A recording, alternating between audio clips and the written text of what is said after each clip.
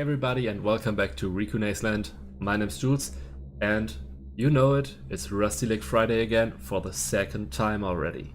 Last time we played Samsara Room, we found out a lot about Hinduism and about the Nirvana and how you break out of the circle of life or the circle of life and death as it is depicted in the Hinduism. But there's another circle of life and death in the Rusty Lake universe and both didn't seem to fit together that well. But maybe they have more in common than we think right now. You have seen some things that are also seen in the Cube Escape series and some things that are totally new and don't fit to the story just yet. But after all, the game was made before the Cube Escape series, so maybe the whole universe wasn't planned to be that big after all. Still, today we're gonna start with the Cube Escape series. As you can see here already, we're gonna start with Cube Escape: The Lake. So let's just jump right in, because we found an abandoned cabin at Rusty Lake. We have the same picking up sounds as always. The atmosphere seems quite, I don't know, quite dark. It's flimmering. Here we got a note. The past is never dead, it is not even past. A typical sentence in the Cube Escape series and also in the other Rusty Lake games.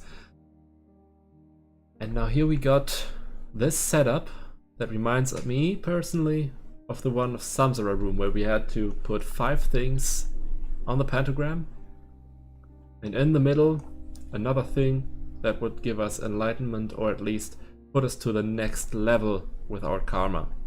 But in this case, it's not about karma, at least I don't think so, but we still need these 5 things to accomplish something. So what do we need to do? We need to find a diamond, a shell, an eye, as well as a coin, I think, that is sort of broken, and an apple.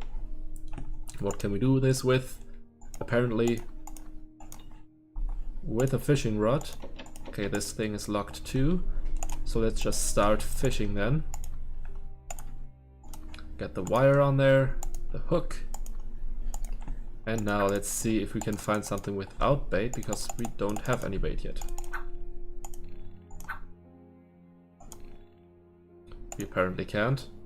But there's also this. Okay, with the crowbar. With the crowbar we can open up this as well.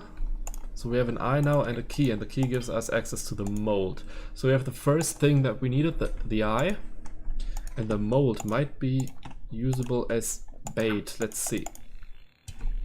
We got the shell already, so we have 2 out of 5 things now, the shell and the eye.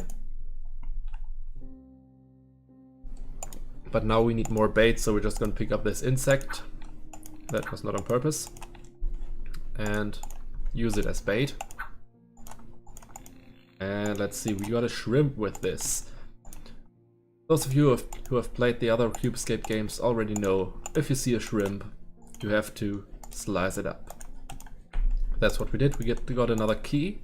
It could be for one of these doors. It's the upper one, where we got a magnet and a worm. Obviously the worm can be used as bait.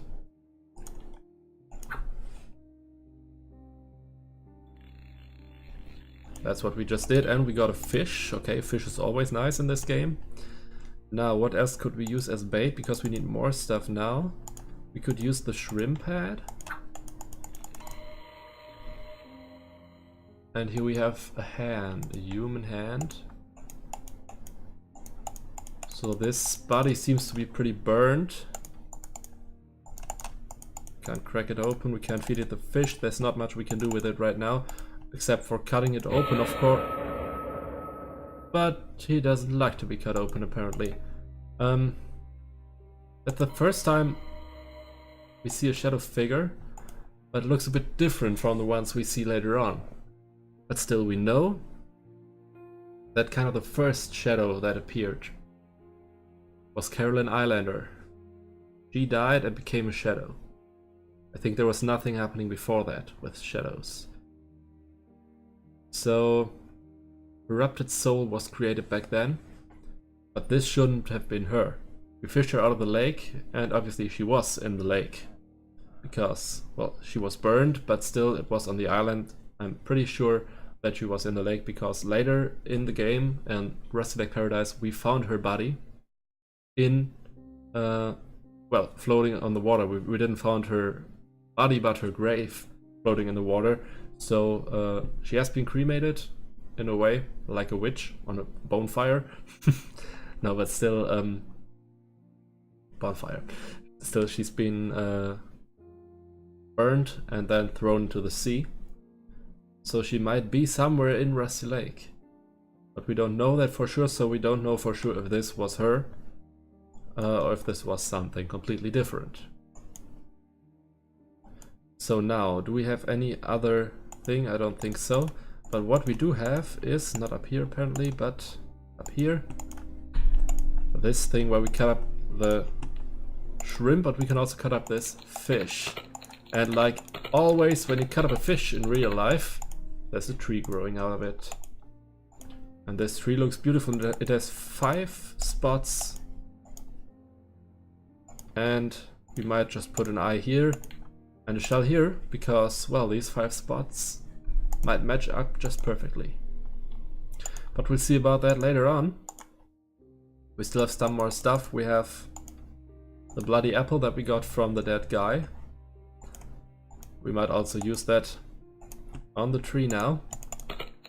Oh, it is still not growing.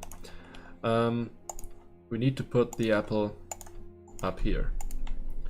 But we still need the diamond and we still need the coin. To get a coin, we might need to use a magnet. So let's just see what we can get here. We get a key, okay.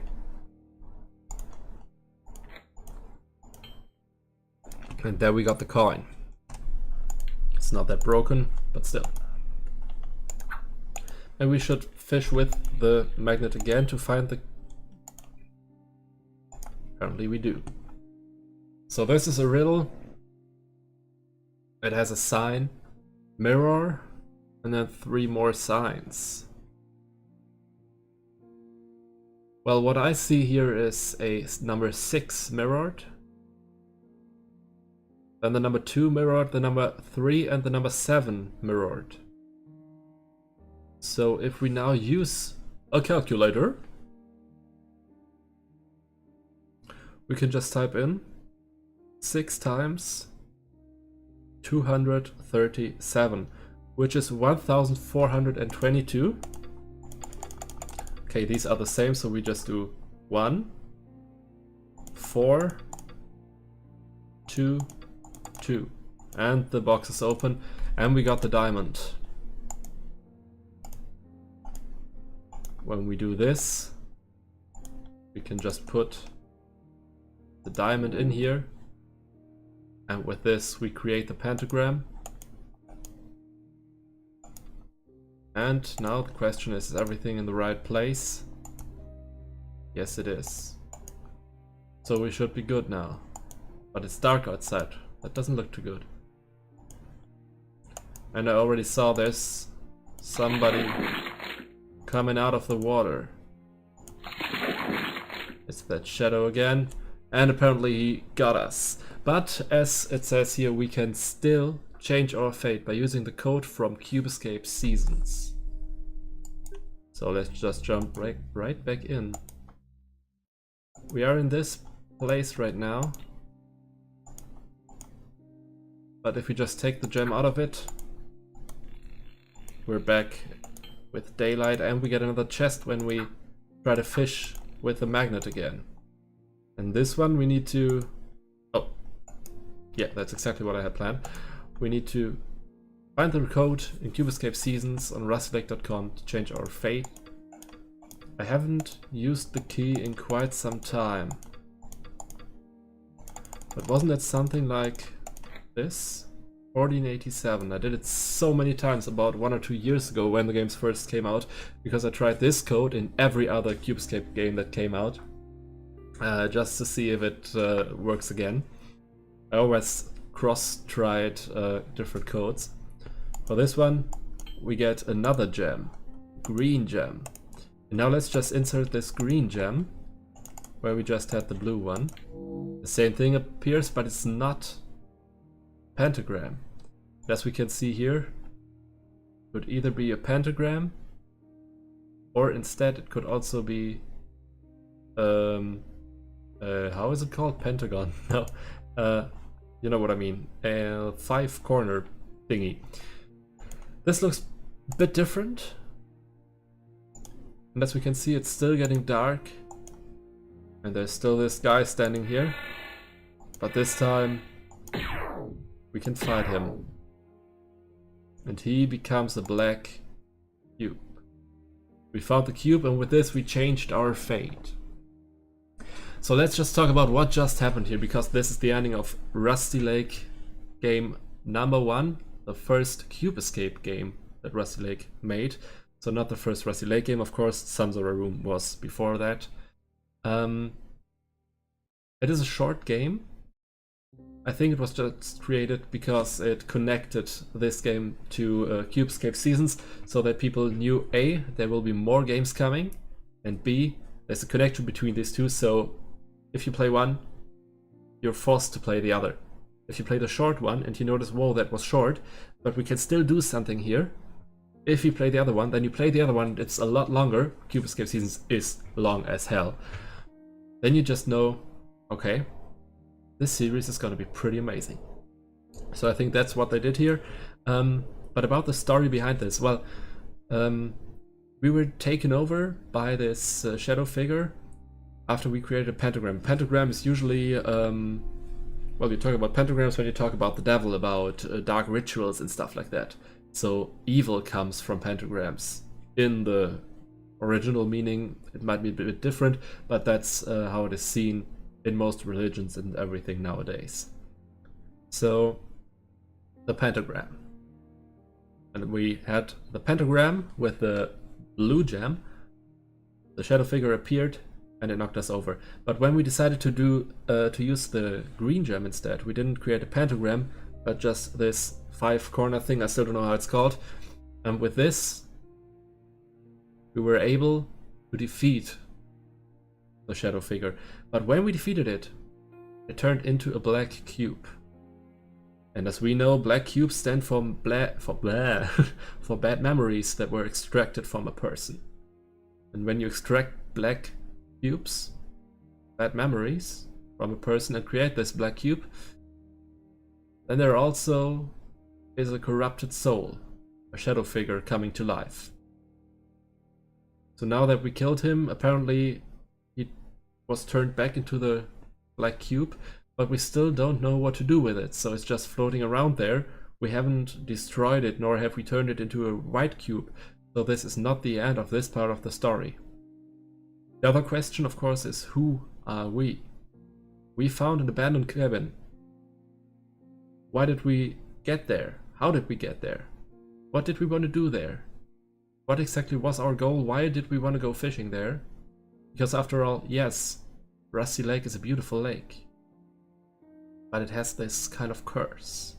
And as you know, well, we could have played as some character we know. We could have played, for example, as Dale. But why would Dale go to Rusty Lake? It was playing before Case 23, where he first got in touch with Rusty Lake. Well, not first, but you know what I mean. We're gonna talk about the time thing later. It could be Laura, the Lady of the Lake, the girl we play in Cube Escape Seasons as well.